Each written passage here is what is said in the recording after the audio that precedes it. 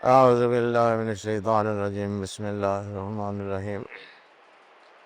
ولما جاءهم كتاب من عند الله مصدق لما معهم وقالوا من قبل يستفتحون على الذين كفروا فلما جاءهم ما عرفوا كفروا به فلعنة الله على الكافرين. صدق اللہ العظیم. ابھی جو نعت پڑھی گئی ہے اس میں حضور صلی اللہ علیہ وسلم کے وسیلے کی ترغیب دی گئی ہے کہ حضور صلی اللہ علیہ وسلم کو اپنا وسیلہ بنائیں اور ان کو اپنا وسیلہ بنا کر تو دیکھیں آپ کے بگڑے کام کس طرح سدھرتے ہیں اور دنیا آخرت کی مشکلات کس طرح سے حل ہوتی ہیں.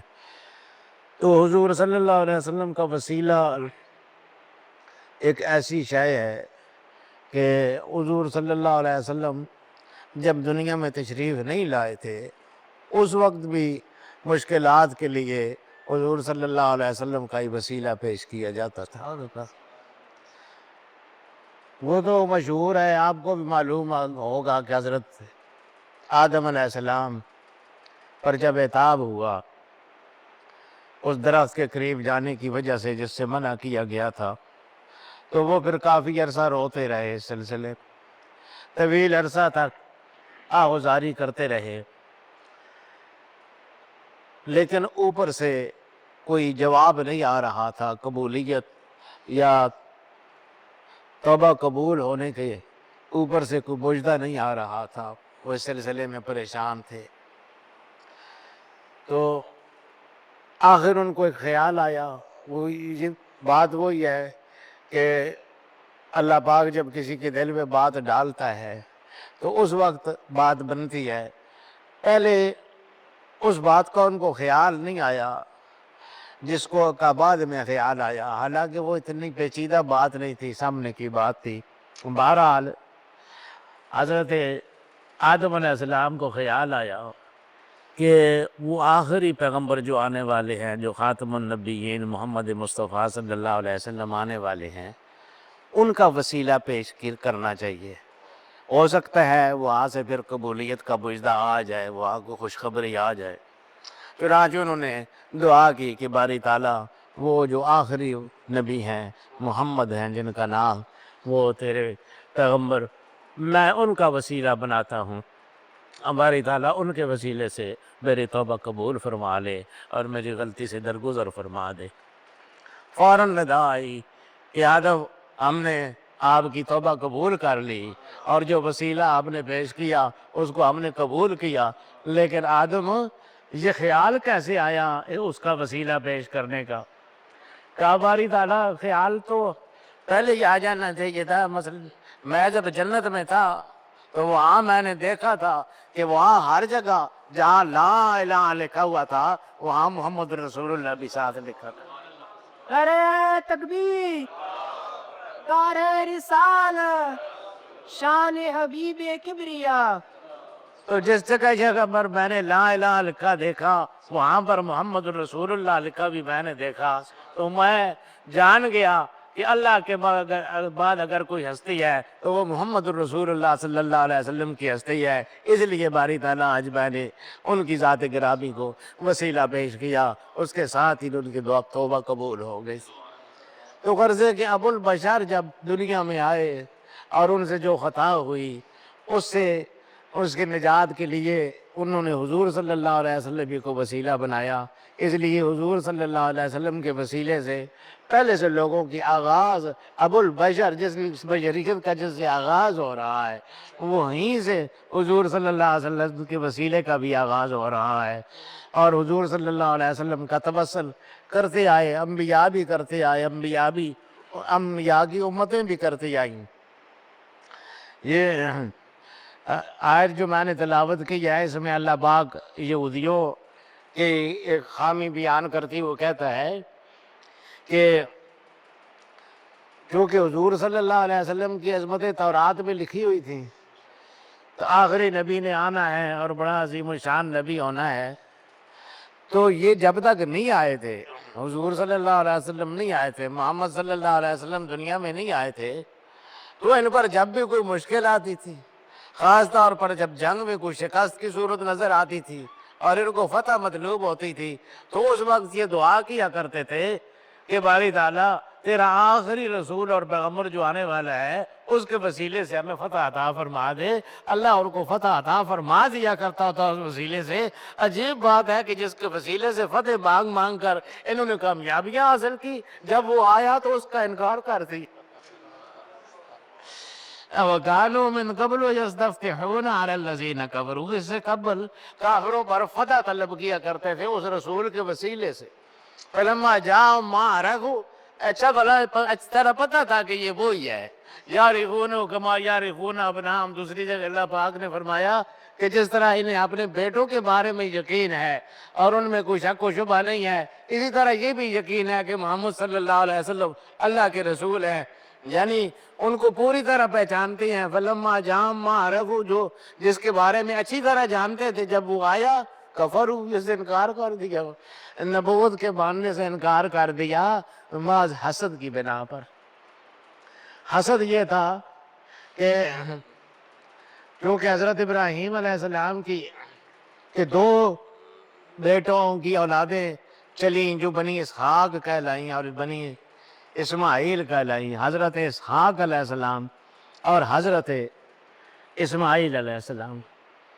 تو اسماعیل اور اسحاق کی اولادیں آپس میں چچزاد بنتی ہیں، اس لیے ان کی آپس میں نہیں لگتی تھی۔ یہ یہود جتنے ہیں یہ سارے کے سارے اولاد اسحاق سے ہیں۔ اچھا، تو اب وہ جو حضور صلی اللہ علیہ وسلم ہیں وہ اولاد اسماعیل میں سے ہیں۔ یہ آخری نبی کو مانتے تو تھے، مگر ان کا یہ خیال تھا کہ آخری نبی جب آئے گا تو وہ ہم ہی میں سے آئے گا، لیکن ان سے نہ آیا، بنی اسحاق سے نہ آیا، اولاد اسحاق سے نہ آیا، وہ اولاد اسماعیل سے آ گیا۔ اس ضد کی بنا پر کہ یہ ان میں کیوں چلا گیا، ہماری چچزادوں میں کیسے جا سکتی ہے نبوت، نبوت تو ہمارا حق ہے، اس ضد کی بنا پر، اس حسد کی بنا پر، جانتے بوجھتے ہوئے کہ یہ اللہ کے سچے رسول ہے، انکار کر دیا۔ اور یہ اسی لیے یہود میں سے بہت کم لوگوں نے اسلام قبول کیا۔ عیسائیوں نے بہت قبول کیا اسلام، بت پرست تو سارے ہی مسلمان ہو گئے تھے جو کفار مشرکین تھے۔ یہود میں سے صرف عبداللہ ابن سلام اور کچھ ایک دو اور آدمی ایمان لائے، باقی کوئی خاص آدمی، عام آدمی ان میں سے ایمان نہیں لایا۔ عبداللہ ابن سلام جو ہیں وہ ایک عالم تھے اور وہ بڑے عالم تھے۔ وہ جب حضور صلی اللہ علیہ وسلم کی نبوت کے شاہد بن گئے تو ان کو اتنا بڑا اعزاز اللہ پاک نے عطا کیا کہ اللہ پاک نے فرمایا کہ اے نبی کہہ دے، قُلْ كَفَىٰ بِاللَّهِ شَهِيدًا بَيْنِي وَبَيْنَكُمْ، قُلْ كَفَىٰ بِاللَّهِ شَهِيدًا بَيْنِي وَبَيْنَكُمْ وَمَنْ عِندَهُ عِلْمُ الْكِتَابِ، چونکہ یہ کتاب کے بڑے عالم تھے، تورات کے بہت بڑے عالم تھے۔ حضرت عبداللہ ابن سلام یہ ایمان لائے حضور صلی اللہ علیہ وسلم پر، تو اللہ پاک نے فرمایا کہ اے نبی کہہ دیجئے کہ میرے اور تمہارے درمیان دو گواہ کافی ہے، ایک گواہ اللہ، دوسرا وہ جو کتاب کا علم رکھنے ہوگا۔ کیا بڑا اعزاز ہے اور کیا بڑا اکرام ہے۔ قُلْ كَفَىٰ بِاللَّهِ شَهِيدًا بَيْنِي وَبَيْنَكُمْ وَمَنْ عِندَهُ عِلْمُ الْكِتَابِ، جس کے پاس کتاب کا علم ہے۔ مفسرین نے لکھا کہ من عندہ علم الکتاب سے مراد عبداللہ ابن سلام ہے، اور اللہ پاک نے حضور صلی اللہ علیہ وسلم کی نبوت کے دو شاہد قرار دیے، ایک اپنی ذات اور دوسرے عبداللہ ابن سلام۔ اس سے بڑا کیا مقام اور مرتبہ ہوگا۔ یہ بہت بڑی شخصیت ہے، یعنی ایک آدھی اسلام لائے لیکن بہت اونچے درجے کے اسلام والے تھے۔ تو بہرحال حسد یہ تھا انہیں، اس بنا پر حضور صلی اللہ علیہ وسلم کی نبوت کو ماننے کے لیے تیار نہیں ہوتے تھے۔ تو یہ میرا کہنے کا مقصد یہ ہے کہ یہ پہلی امتیں جو آپ کا وسیلہ پیش کرتی تھی تو وہ اسی لیے کہ ساری انبیاء وہ حضور صلی اللہ علیہ وسلم کی عظمتیں اپنی امتوں کو حضور کی عظمتیں بتاتے رہتے تھے۔ اس لیے نہ صرف یہ کہ انبیاء کو حضور صلی اللہ علیہ وسلم کی آمد کا علم تھا، بلکہ ان کی امتوں کو بھی علم تھا۔ اور وہ امتیں جب تکلیف بھی ہوتی تھیں حضور صلی اللہ علیہ وسلم کا وسیلہ پیش فرمایا کرتی تھیں، اور پھر خود حضور صلی اللہ علیہ وسلم تشریف لائے تو پھر تو خود حضور صلی اللہ علیہ وسلم آپ کی ذات گرامی موجود تھی، ان کی دعائیں تھیں، ان کی توجہات تھی، وہ دن رات اس وسیلے سے لوگ فیضیاب ہو رہے تھے۔ پھر جب آپ دنیا سے تشریف لے گئے تو پھر بھی حضور صلی اللہ علیہ وسلم کے وسیلے سے لوگ فیضیاب ہوتے رہے، کات پا جاتا تھا، تو بیچ میں حضور صلی اللہ علیہ وسلم کا توسل ایک عجیب انداز سے اختیار کیا جاتا تھا، زیادہ پیارے انداز سے۔ وسیلہ حضوری کا ہوتا تھا، لیکن گویا حضور تک بھی ایک وسیلہ ڈھونڈ لیا جاتا تھا۔ حضرت عمر فاروق رضی اللہ تعالیٰ عنہ، ان کے دور میں کات پڑا، بہت بڑا خوفناک کات تھا، اور وہ جیسے میں کہا کرتا ہوں کہ اگلے زمانے میں کات بڑا مسئلہ ہوتا تھا، کیونکہ نقل و حمل کے ذرائع نہیں ہوتے تھے۔ اب تو کوئی مسئلہ نہیں ہے، کنٹینروں پر ادھر کی شے ادھر سے آ جاتی ہے، دوسرے ملکوں کی چیز ایک ملک کی شے دوسرے ملکوں میں چلی جاتی ہے، کوئی زیادہ مسئلہ نہیں ہے۔ لیکن اس زمانے میں کات سب سے بڑا مسئلہ تھا۔ کات پڑا ہوا تھا عرب میں، ادھر ادھر سے کہیں سے بارش کا امکان نہیں تھا، مدتوں بارش نہ ہوئی، ہر چیز خشک ہو گئی۔ تو حضرت عمر فاروق رضی اللہ تعالیٰ عنہ نے دعا کا اہتمام کیا، استسقاء کی دعا کا، بارش مانگنے کی دعا کا، اور اس میں حضرت عباس رضی اللہ تعالیٰ عنہ کو لے کر گئے۔ حضرت عباس حضور صلی اللہ علیہ وسلم کے عم مکرم ہیں، حضور صلی اللہ علیہ وسلم کے چچا ہیں۔ تو جہاں تک مقام اور مرتبے کا تعلق ہے، مقام اور مرتبے میں حضرت عمر بڑے ہیں، بہت بڑے ہیں حضرت عباس سے۔ مقام اور مرتبے میں تو سیدنا صدیق اکبر ہے، اور اس کے بعد حضرت عمر فاروق ہے، اس کے بعد حضرت عثمان ہے، اس کے بعد حضرت علی ہے، اس کے بعد اور بہت سارے صحابہ ہیں۔ حضرت عباس کا مقام اس حوالے سے کہیں دور دراز آتا ہے، شرف کے حوالے سے، مرتبے کے حوالے سے وہ ان سے حضرت عمر خود بدرجہ زیادہ بلند تھے، لیکن ان کو ایک نسبت حاصل تھی کہ وہ حضور صلی اللہ علیہ وسلم کے چچا تھے۔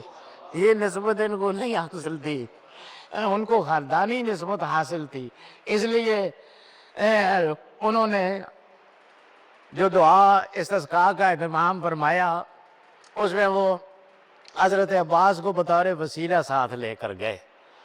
تو بطور وسیلہ جب ساتھ لے کر گئے تو دعا فرمائی، تو اس میں دعا یہ کی کہ اللہم انا کنا نتوسل الیک بنبیک، یہ بخاری شریف کی حدیث ہے۔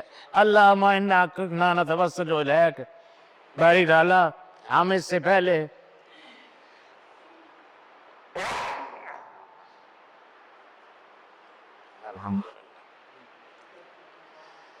اللہم انا کنا نتوسل الیک بعم نبیک۔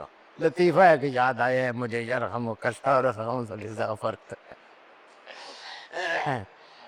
جب اسلامی حکومتیں تھی تو وہاں ان اسلامی شاعر کا بہت اہتمام کیا جاتا تھا، تو اس لیے جب کسی بڑے کو بادشاہ کو چھینک آتی تھی تو وہ باقی جو موجود ہوتے تھے وہ سارے یرحمک اللہ کہتے تھے۔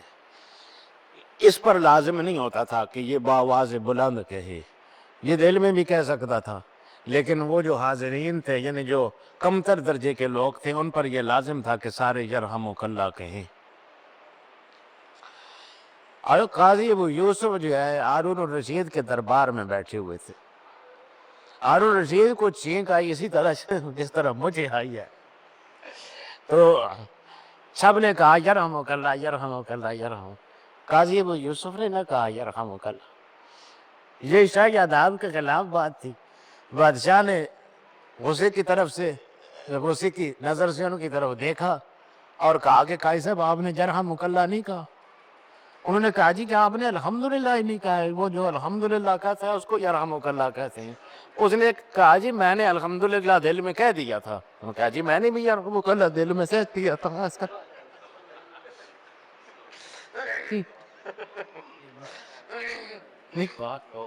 قاضی یوسف. تو بہرحال میں عرض یہ کر رہا تھا کہ مقام اور مرتبے کے اعتبار سے خود حضرت عمر بڑی شخصیت تھے، لیکن وسیلہ اصل میں جو کہ حضور کا لینا تھا، اور پھر حضور تک قرب کے لیے ان کی کسی خاندان کے بڑے قاجز کو خود حضور صلی اللہ علیہ وسلم عزت دیتے ہوں، زندگی میں احترام دیتے ہوں، تو وہ ایسے شخص حضرت عباس تھے.